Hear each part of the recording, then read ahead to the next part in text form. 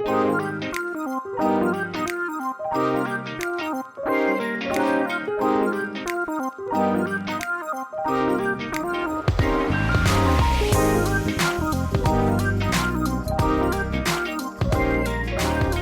to the Early Morning Light Podcast. I'm your host, Tracy Early, and on this podcast, I share life-changing tips, tools, information, motivation, and inspiration to bring light to your life as you tune in week after week to the Early Morning Light Podcast.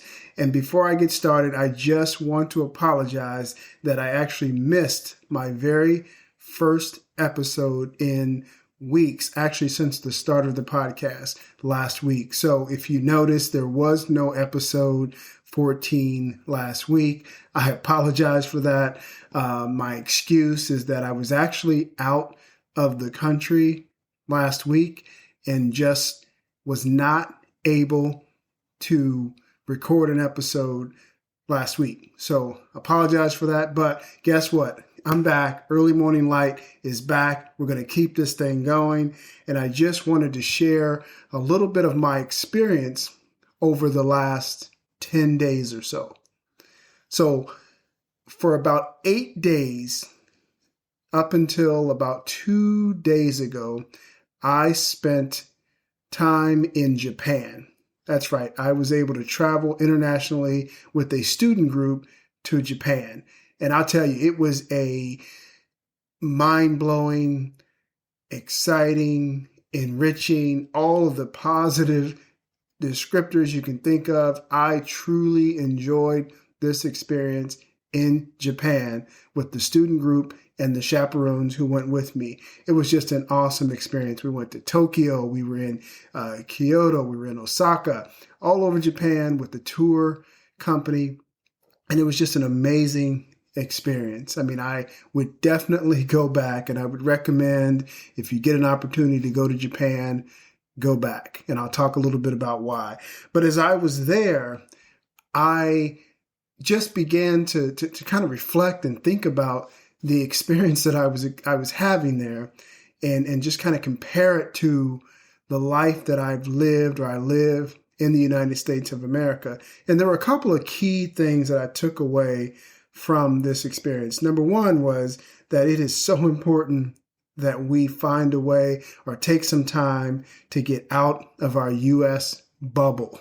Yeah, that's what I'm calling it today. The U.S., United States of America bubble that we live in. Yes, we live a certain way, a certain lifestyle in the U.S., and not that any of that is bad or anything like that. That is not what I'm saying. But I think it is just important that we get out of this bubble and experience something different from the way that we operate and the way that we live here in the U.S. And I'm so glad that I was able to do that. And I look forward to more international travel experiences. My wife and I have already started to talk about and plan out other trips that we want to take. So looking forward to that. But this experience, I tell you, man, it was just amazing.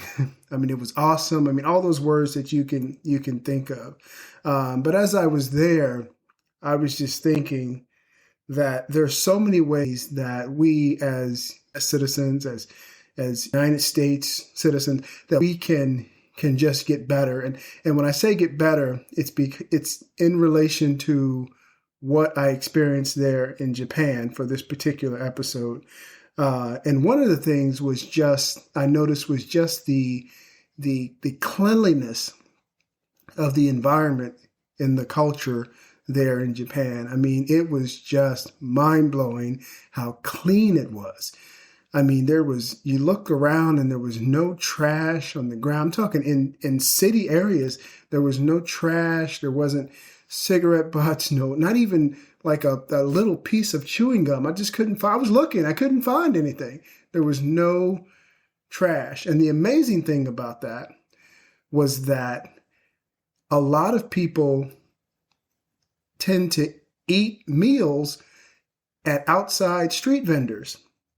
Yes, right out on the street. And literally, I learned that you're technically not supposed to walk away from the street vendor eating. You're supposed to eat your food right there in front of the establishment, which is I'm speaking of street vendors right now.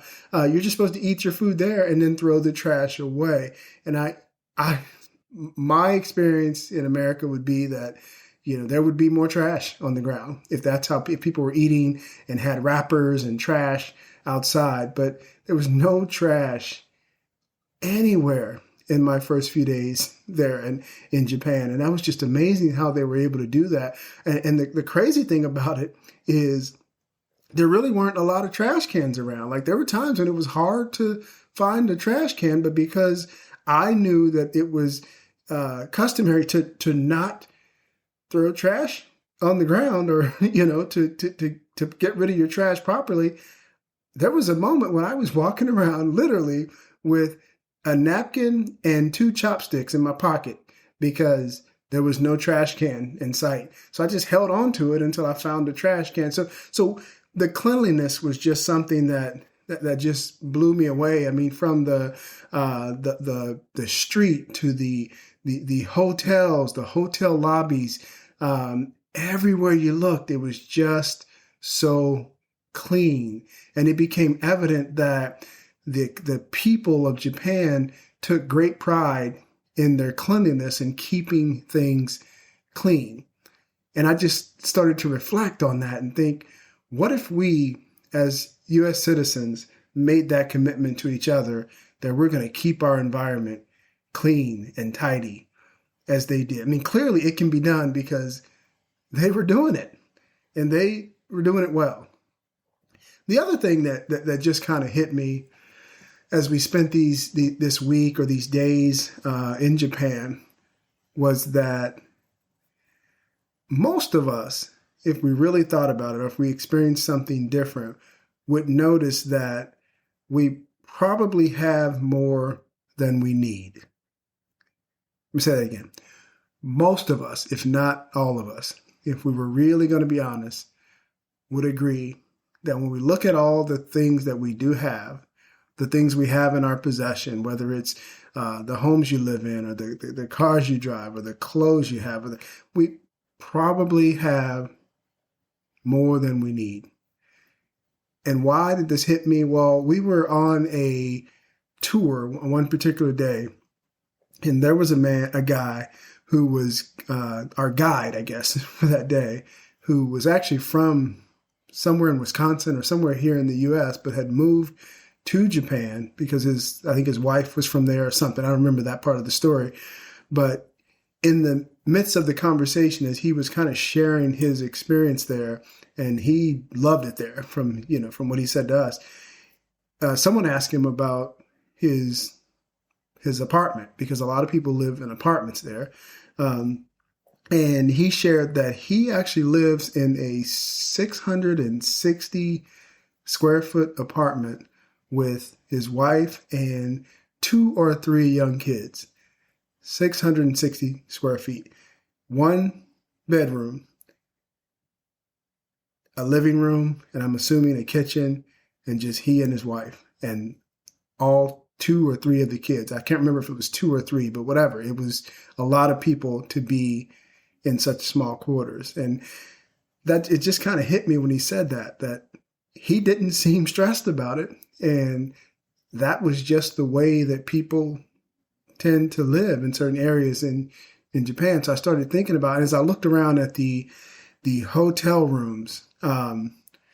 They find a way to maximize space, and there's just not a lot of extra space. I mean, I had one of the hotel rooms was so small. It was nice. It was clean. It had electric toilets. I mean, all that. But it was literally, you walk into the room, you take 1 or 2 steps, and you're right in the bed.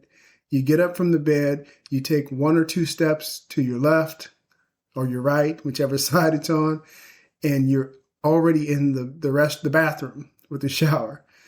And there's a TV right there, maybe 4 feet away from, just tiny quarters. But what I noticed was that it was enough. I didn't really need any more space. And we think about some of the hotel rooms that we've stayed in, or maybe your home. If you really look around, And if you're going to be honest, it's probably more space than you need. And I'm not saying that that's a bad thing, that it's bad to want larger living quarters. That's not what I'm saying. But what I'm saying is, if we're going to be honest, we could probably get by with less, or on less, with less space, less stuff, less things. And sometimes I think it just takes getting out of our US bubble, is what I'm calling it today, and just seeing how other people live. I mean, when I think about, even as we were driving down the street, and there's a lot of people in Japan. I mean, the population is dense, if you haven't read or heard. A lot of people. Wherever we went, there was just a lot of people. And even on the streets, there's people walking down the sidewalk and kind of spilling into the streets in certain areas. But the cars would just wait and let them walk by, or let them get back up onto the sidewalk. And they just seem to work together to maximize the space that they have, from not just the space on the sidewalk and the street, but even the cars that they drove were smaller. There was a lot of those little tiny cars or K trucks that they drove to maximize the space. The traffic, the lanes in the traffic were even more narrow, just maximizing the space, just getting by on less. And that, for some reason, I don't know why, but for me, that just hit me, and it really got me thinking about the mentality that I have probably had at times, or even the fact that I may have taken certain things for granted and not realized that we can get by on less. Most of us have more than we need, whether it's space, whether it's things. In a lot of areas, we have more than we actually need. And again, doesn't mean that you can't want more things, or you can't aspire to more things. That's not what I'm saying. It's just a perspective that we can probably get by on less, and without an exorbitant amount of stress to get by on less. Because I didn't see, I mean, they were some of the calmest people I've seen, and they just seemed to they were super nice, very friendly with us as we traveled around. And then the last thing that kind of hit me was that it's so important to be able to communicate. I don't know about you, but I did not know Japanese. I still don't know Japanese. I mean, I learned a few words, Konnichiwa, and some of the others. But being in a culture or in an environment where you don't know the language and you can't communicate the way you're normally used to communicating, kind of puts things in perspective. I mean, you're really reliant on the people around you to find a way to communicate with you. And that just hit me, because I've been in situations where it was the flip. And maybe there was someone who only spoke Spanish or French, and I didn't know those languages, but I was here in America where everyone spoke English, and I'm doing okay. But trying to communicate with those people, I really got a sense of, by being in that Japanese culture and everything being pretty much in Japanese, what it feels like to not be able to communicate because of a language barrier.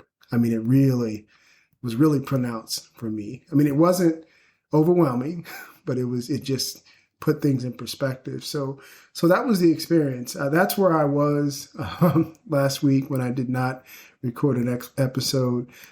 Just an amazing experience. I highly recommend that we all, as I said earlier, find some time to get out of our bubble that we call the United States of America and experience other people, other cultures. It is so life enriching. This is Tracy Early. Thank you for listening to the Early Morning Light podcast. Continue to tune in week after week. I'm back. You will get an episode week after week as I continue to bring light to your life as you tune in to the Early Morning Light podcast. Talk to you soon.